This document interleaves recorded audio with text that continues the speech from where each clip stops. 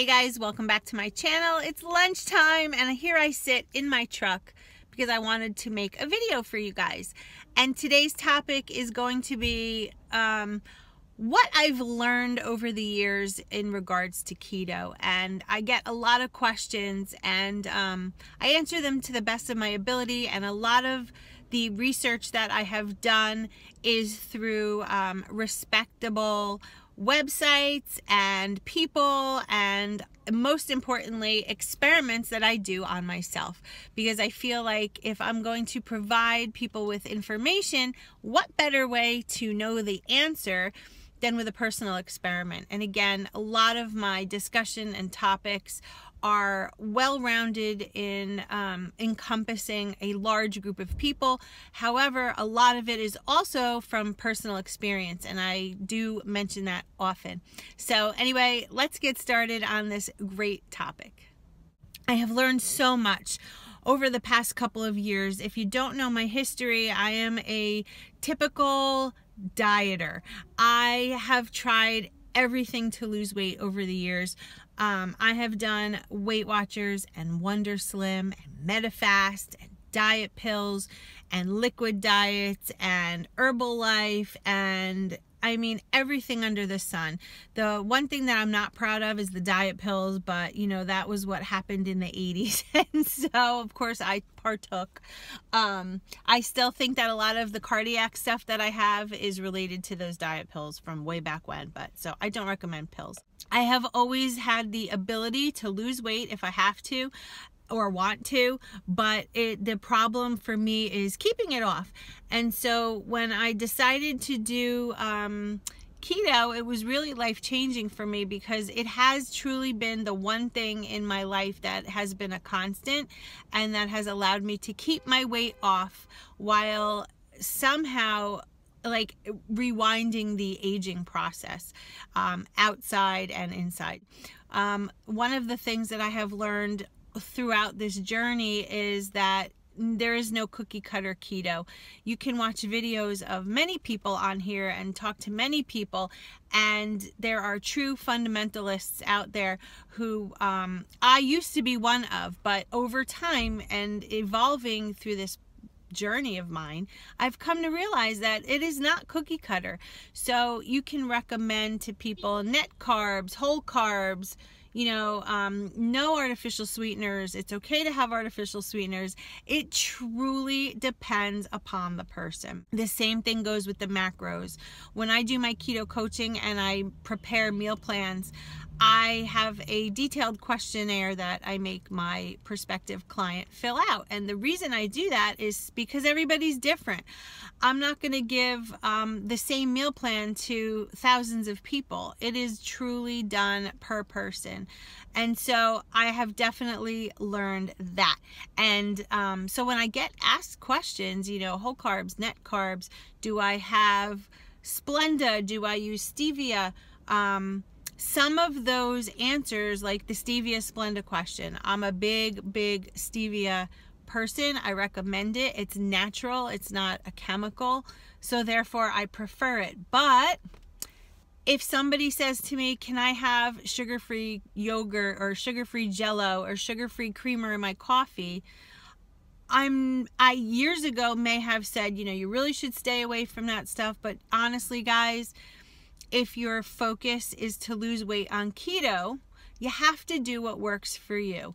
And if having a sugar-free creamer in your coffee will get you through the day, as opposed to going off the handle because you can't have the sugar or the Splenda or what have you, and you start, you know, succumbing to cravings and things like that, then you're better off just having it. Another question that I get and that I've come to realize is the importance of calorie counting. If you look back onto my early videos, I always said, and I still kind of believe and go by, that early on when you start your keto journey, there's no reason to count calories. The point is you need your body to make that switch over from carb burning, sugar, to fat burning, producing ketones and burning body fat.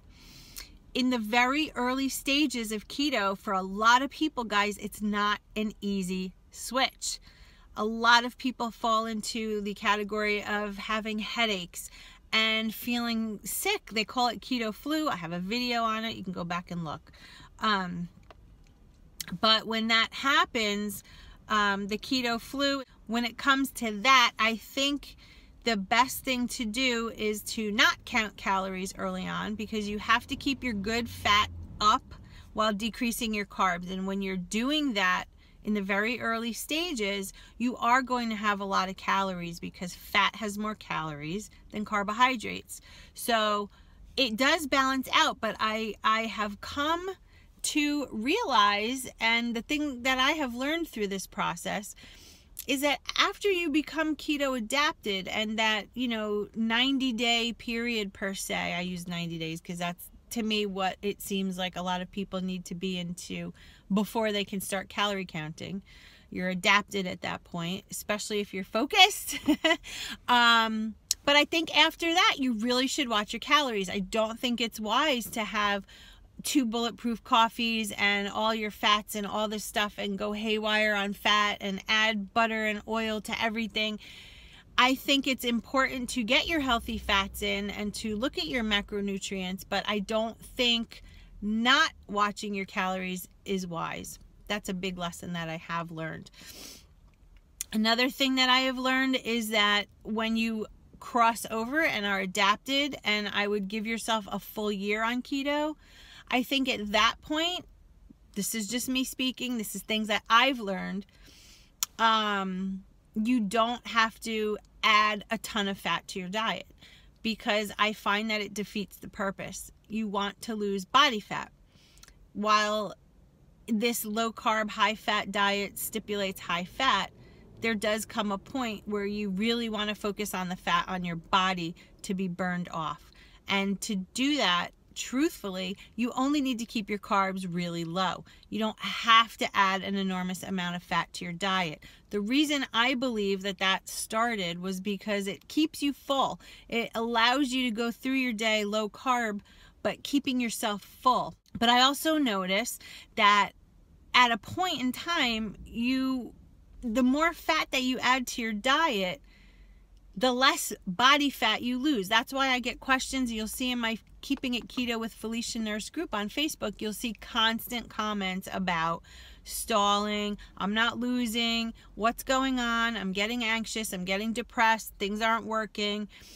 I have the feeling that a lot of those people are just eating enormous amounts of fat, and they're not watching their calorie intake, because it's very easy to eat 2,000, 2,500 calories on keto, and you're not an active person, and you're not burning that off. So to me, it's a little counterintuitive. You need the high fat early on, and you do need your good fat, obviously, but I don't think it has to be as high when you're truly in for the long haul. Another thing I've learned is that you have to drink your water. Early on in my videos, I always said 8 glasses of water would be sufficient.